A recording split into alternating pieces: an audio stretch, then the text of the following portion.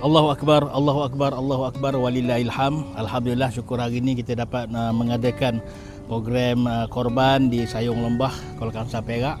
Saya dipahamkan ada beberapa ekor kerbau dan lembu telah ditumbangkan pagi ini.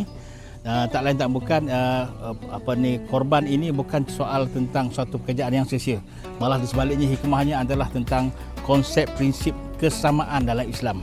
Daging-daging yang hari ini kita dapat daripada sembilan ini akan diagihkan, dan ini menunjukkan keprihatinan Islam kepada masyarakat keseluruhannya, menjaga sosio-ekonomi keadaan masyarakat di mana daging-daging ini akan diberikan kepada mereka fakir miskin, orang susah untuk merasai nikmat daging ini.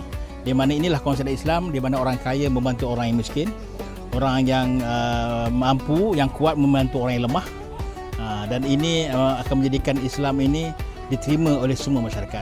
Mudah-mudahan amal ibadat kita diterima oleh Allah dan meningkatkan takwa kita kepadanya, insya-Allah. Terima kasih. Assalamualaikum warahmatullahi wabarakatuh.